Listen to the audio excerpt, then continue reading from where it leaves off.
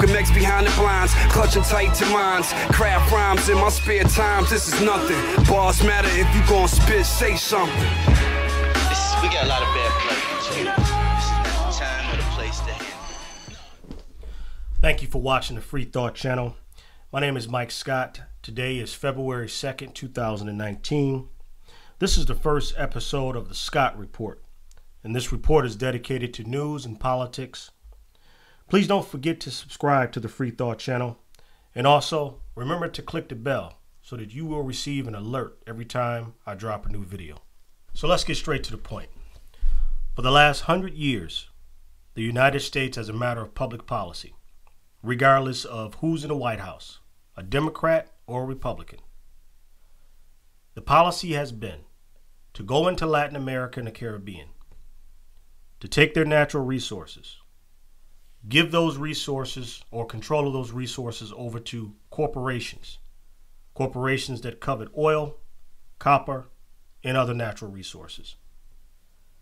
If those Latin American countries or countries in the Caribbean do not comply, the policy has been that the U.S. will use coups in the form of overthrowing governments duly elected, democratically elected, military interventions, invasions, aggression as it relates to just coming in and straight toppling the countries, and also interventions in elections, like what's happening right now in Venezuela, where the U.S. is putting its finger on the scale, using CIA operatives and spies to ensure that the person that they want to be the head of state is elected.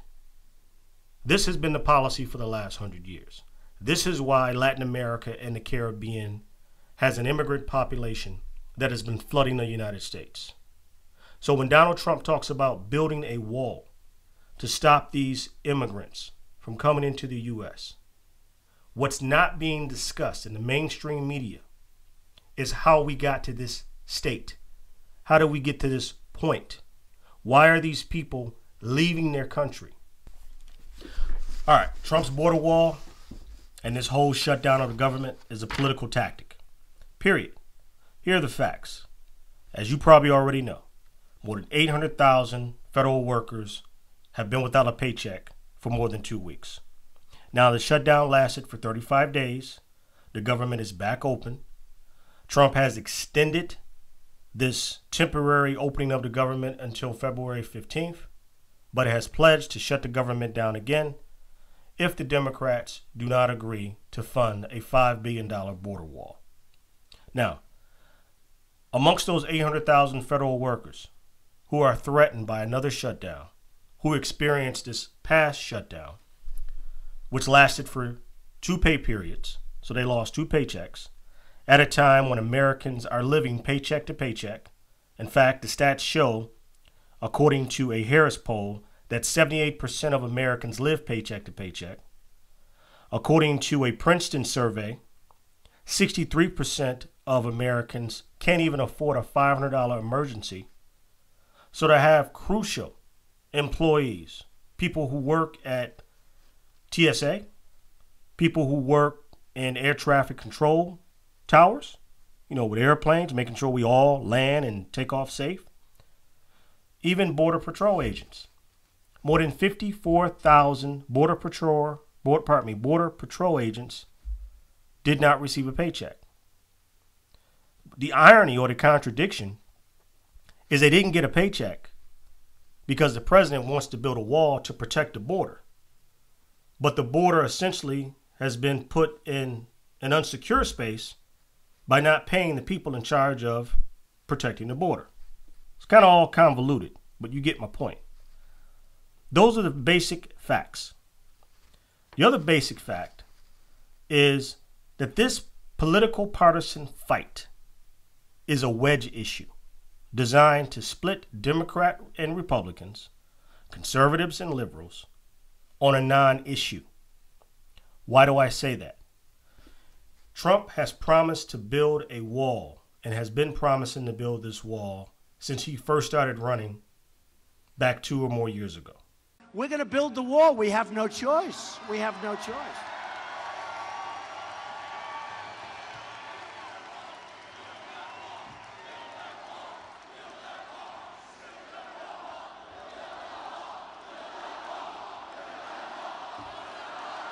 Build that wall.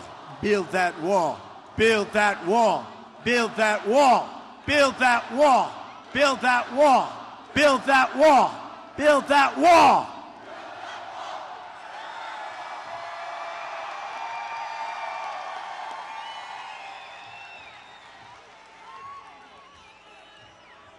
So, we're going to build it. Who's going to pay for the wall? 100%. By the way, 100%. The reason he made this pledge and threw this red meat out to his future base was because he knew that it would tap into racism and xenophobic feelings amongst his base. Well established. Everybody knows that, right? The fact of the matter is, the idea that he would make a pledge that the Mexican government would pay for this border wall, knowing that the vast majority of the firms and companies who have established manufacturing companies in Mexico are American subsidiaries. In other words, they're American companies. GM, Nestle, and other corporations have moved to Mexico over the last 30 years to get cheap labor. Do you really think that GM, Nestle, and those corporations are going to put up the money to pay for this wall? You see, this whole thing is convoluted. Trump has said that they will pay for the wall because of a $8 billion trade deficit. The trade deficit has nothing to do with the Mexican government. It has something to do with the amount of business and products that are made in Mexico versus being made in the United States. So in other words, there are more products made in Mexico being shipped to the United States versus the other way around. That deficit is not a result of the Mexican government.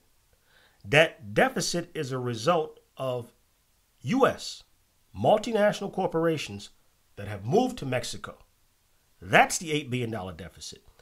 That $8 billion is just not sitting in the Mexican treasury to be doled out to pay for a $5 or $10 billion wall. That's how silly this argument is. But nobody really explains that in the mainstream media. They just let him keep saying it and saying it and saying it, and, well, here's the result. But again, the facts is that this wall will never be built because it will never be funded by the Mexican government.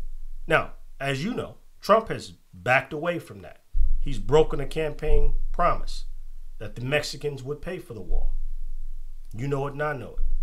So now the American people have to pay for this wall, which is a joke in and of itself. But that is what he says will happen, or he's going to shut the government down. I want you to think for a minute. Prior to the Democrats taking control over the House of Representatives, less than 40 days ago? Donald Trump had full control in the form of Republican control of the Senate, with Mitch McConnell as the leader of the Senate Majority Leader, and of the House of Representatives. Okay? Paul Ryan was the Speaker of the House. Both Republican control. Trump is a Republican, right? Which means that for the first 2 years of his administration, he had full control of the government. He could have gotten funding for the wall during that period, but he didn't seek it. He didn't ask for it, and it wasn't even on the table like it is now. Why did he wait until the Republican-controlled Congress was voted out before he made this an issue? He made it an issue to wedge the American people, Democrat against Republican, to keep us divided, to keep this issue out there, to make this a problem, a fake problem that doesn't even exist, a fake crisis. And the media, the mainstream media, has played into it. This is why people get their news from YouTube. It's because of games like this. This is why people tune out. This is why only 8% of people actually trust the mainstream media. Because all of this is not brought up for discussion. The fact that this is a made-up story. Let me go one step further. I'm going to show you a couple video clips of Donald Trump stating emphatically that he will provide Nancy Pelosi, remember, his arch nemesis, it's like pro wrestling in the public eye, that he would provide her the necessary votes to become Speaker of the House. And this is like just going over the head of the mainstream media. Nobody's really catching this. You hear a few bleeps here and there, but that's it. It's not a big discussion like they discuss, I don't know, Russiagate, to the point where everybody's blue in the face. No, they don't discuss the fact that the arch nemesis, the arch enemy of Donald Trump in D.C., Nancy Pelosi, was actually going to receive votes to help her get elected as Speaker from none other than Donald Trump. I would help Nancy Pelosi if she needs some votes. I like Nancy Pelosi. I mean, she's tough and she's smart, but she deserves to be Speaker. And now they're playing games with her. There's nobody else should be Speaker. If she needs any votes, if she asks me, I will give her the votes to put her over the top. President Trump looking like he's going to bat for Nancy Pelosi, even offering to back her as the next House Speaker. And Pelosi is not the only Democrat. I think Nancy Pelosi, and I put that statement out on social media today about Nancy Pelosi, that if she's short of votes, because frankly, I think she deserves, and a lot of people thought I was being sarcastic or I was kidding. I wasn't. I think she deserves it. She's been fighting long for it. She's been fighting. I really mean this.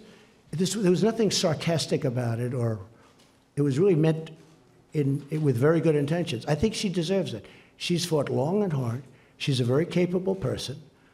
And, you have other people shooting at her, trying to take over the speakership. And I said, if it's appropriate, I said, if we can and if we will, if she has a problem, I think I would be able to very easily supply her the necessary votes. That's not said in any way other than I really believe she deserves that position. I also believe that Nancy Pelosi and I can work together and get a lot of things done. All right, here's some more facts regarding immigration and how this partisan issue is really a fake issue, because it's not a partisan issue. So it may surprise some of you to know that President Obama was referred to as the deporter-in-chief in the New York Times and the Washington Post. That's right. He had the title of deporter-in-chief because he had, up until that point, deported more people than any other president. The President of the United States, we've talked in the past about how this is a year of politics, not governing, both parties playing to their base. The President of the United States now apparently going to try to change his own policy, Julie. The Latino community has been furious for years, saying President Obama has deported more undocumented workers than President Bush did. Now the president's all of a sudden saying, what can we do to alleviate this? Is this anything more than you're in an election year, you need the base to turn out, let's try to play favor with Latinos? His record was unprecedented with deportations, utilizing ICE and other Border Patrol agencies to basically get people out of the country who were here illegally. Now, that was not pumped up and promoted and publicized like they're publicizing it against Donald Trump. I'm not on either side in terms of who should have got publicity on this issue or who shouldn't have, but it's ironic that the Democratic president, who was labeled deporter-in-chief, that was not talked about as much in the mainstream media as we're talking about this issue today. The other ironic thing is that the contrast is rarely even made in the public eye. Like, it's not even discussed in the mainstream media. Hey, by the way, Barack Obama, up until, Donald Trump came along, was the #1 deporting president in history. Not talked about. The other fact is that Democrats have always advocated for border control or border patrol policies. Fences, walls, gates, whatever. The Democratic Party is no stranger to coming out politically as a campaign tactic and being an advocate for stronger barriers at the Mexican border. So this fact, along with the fact that I said earlier that Donald Trump is willing to support the Speaker of the House, the current Speaker of the House, Nancy Pelosi, makes you really wonder if this partisan divide is, just some thing that's made up in order to keep us, the American people, divided as a tactic. Because as long as we're arguing and fighting over something like a border wall, we're probably not really paying attention to the fact that, like I said earlier, 78% of Americans are living paycheck to paycheck. 30 million Americans don't have adequate health care. 63% of Americans cannot afford a $500 emergency.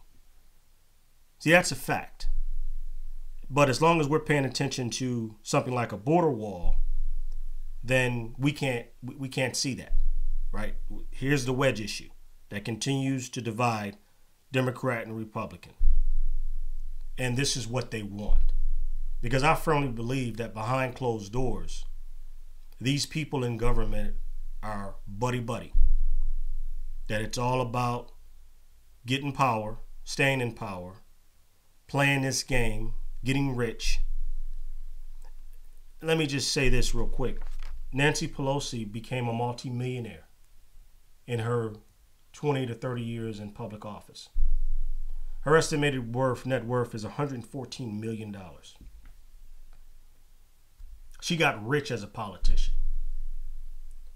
I think it was Harry Truman that said that, anybody that becomes wealthy as a result of being in politics is corrupt. You can go and verify the quote.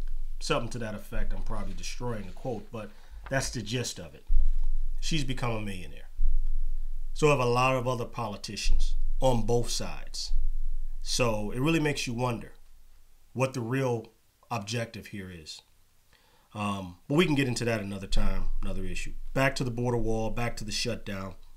So as I stated earlier, for more than 100 years, the United States has been involved in Latin America as it relates to interventions, military, and covert interventions, which has overthrown governments in the form of coup d'etats, and has outright, invaded countries in order to put puppet governments in place so that our major multinational corporations can go in and take the natural resources of those particular geographical areas, those countries, those nations, and just steal them, just outright take them.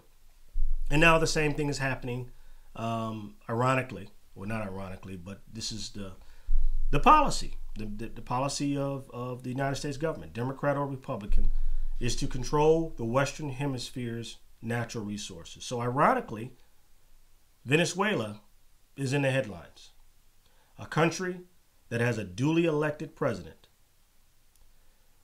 and the majority of the people elected him as president. An election that the Carter Institute, which monitored that election, said was one of the freest and fairest elections that they had ever seen. Go and check it, verify it. And we're saying, nope, that election was not. So we're supporting the opposition, and we're coming in and we're going to take over the country. Never mind the fact that the United States has placed sanctions on this country for the last 20 years, which has virtually destroyed the economy, which has placed the people in a horrible condition. But like Libya, like Syria, like Iraq, Venezuela is now being targeted by the State Department and the government, the United States government, for coup d'etat, to be toppled so that that leader can be removed in order for major American corporations to go in and take their natural resources. Now, let me just say this. If Venezuela was not the largest oil producer in the world, in other words, they have more oil reserves than anyone in the world, this would not even be a discussion. These topics wouldn't even be on the lips of our media.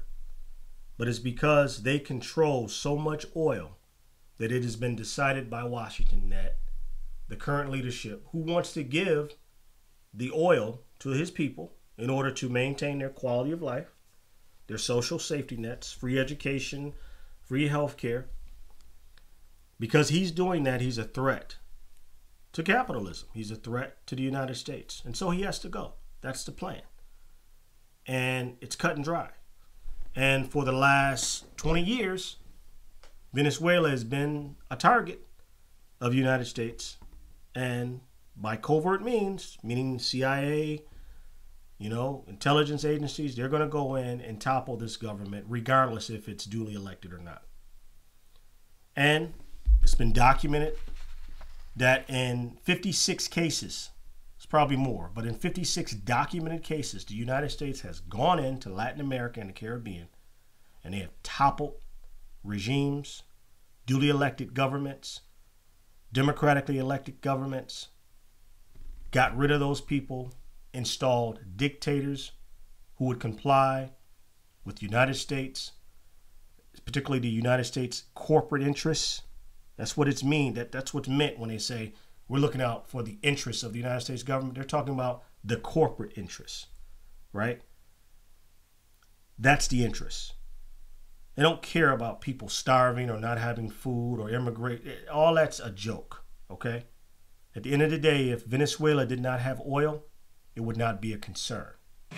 Today, Treasury took action against Venezuela's state-owned oil company, PDVSA, to help prevent the further diversion of Venezuela's assets by former President Maduro.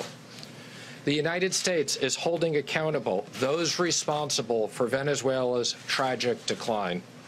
We will continue to use all of our diplomatic and economic tools to support interim President Guaido, the National Assembly, and the Venezuelan people's efforts to restore their democracy.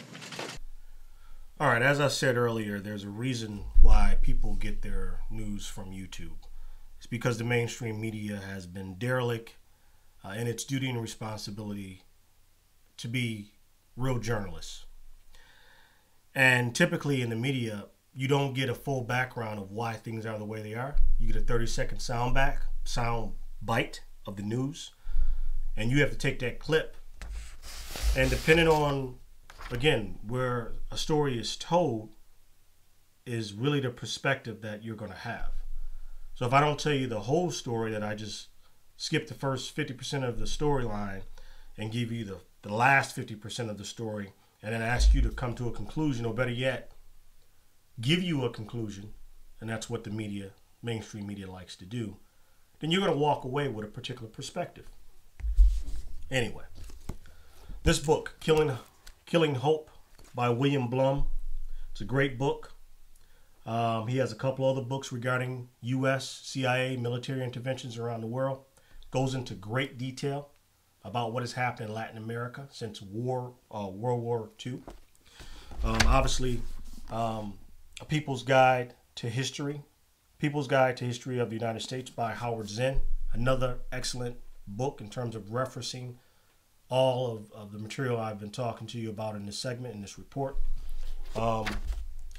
Confessions of an Economic Hitman by John Perkins. Great book. Again, talks about U.S. military interventions in Latin America, going in as a hitman, an economic hitman, to take the natural resources of countries throughout Latin America and the Caribbean. Stephen Kinzer, his book Overthrow, same thing, national bestseller.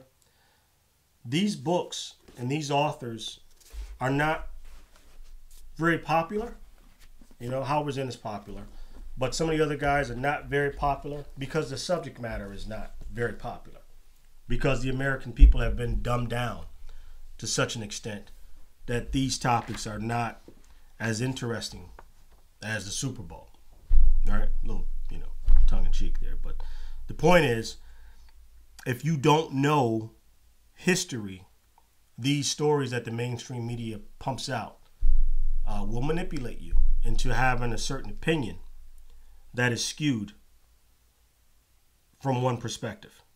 And that perspective usually is in line with public policy that's not always in the interest of Americans And it's not always in the interest of humanity, if you know what I mean.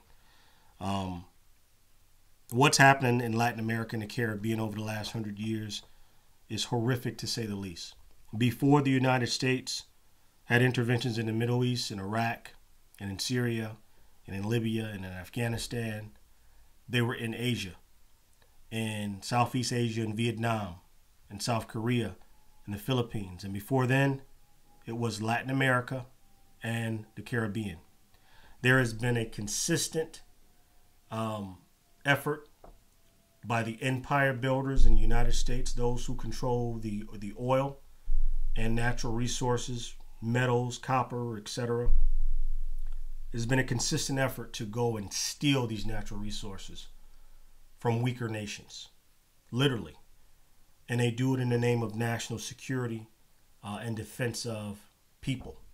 That's not the case.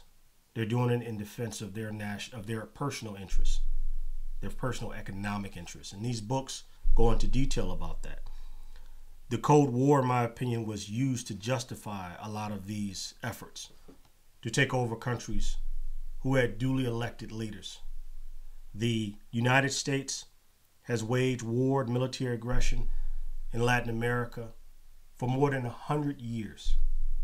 The people there, some of them have had relatives that were murdered in death squads. They've experienced genocide. And they've been treated horribly.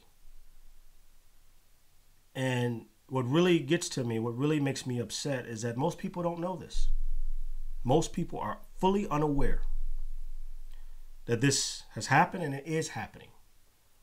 So when you see someone here from Guatemala, from Nicaragua, from Panama, the Caribbean, from Venezuela, whatever, and you look at them as an immigrant who's coming to take your job, you need to know that there's a backstory, that there's something that has happened in that country, their home country.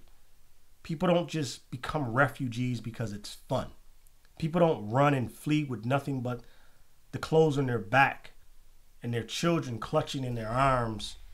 They don't run or walk thousands of miles, and in some cases, this caravan, hundreds of miles, to seek freedom and refuge because it's a vacation activity. They do it because they're scared to death, because there is death and destruction going on in their country. That's the immigration crisis, if you will. That's a non-crisis. The real crisis is what's happening in these countries. And until the American people stand up and demand better from our elected leaders, it's going to continue to happen, because there's always going to be an economic interest in the donor class to write a check to ensure that politicians go into Latin America or anywhere around the world for that matter to take natural resources from those people. There'll always be a donor with a check, and there'll always be a politician willing to take it if you don't hold them accountable.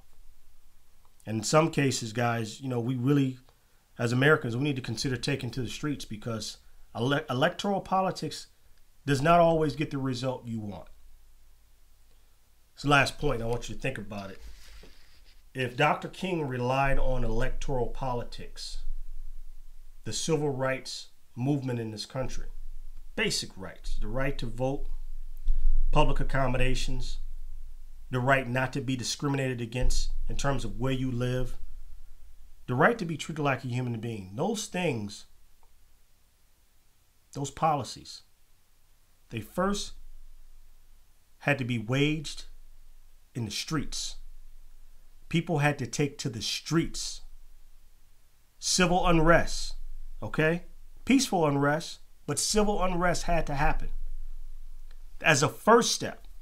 The second step was electoral politics. And even that was kind of watered down and shady. But if you think that just voting is going to change the condition of Americans, again, 78% of Americans live paycheck to paycheck. 30 million Americans still don't have adequate health care. 63% of Americans can't afford a $500 emergency. If you think that just voting every 2 years or every 4 years is going to fix that, how you doing so far? Has it fixed it yet? It won't fix it. Thanks for watching the Scott Report. I want to encourage you to subscribe. Click the bell at the bottom so that you will get an alert every time I put out a new video. I hope you enjoyed this segment, and I appreciate you watching. Thank you. Malcolm X behind the blinds, clutching tight to minds. Craft rhymes in my spare times, this is nothing. Bars matter if you gon' spit, say something. We got a lot of bad blood. This is not the time or the place to handle.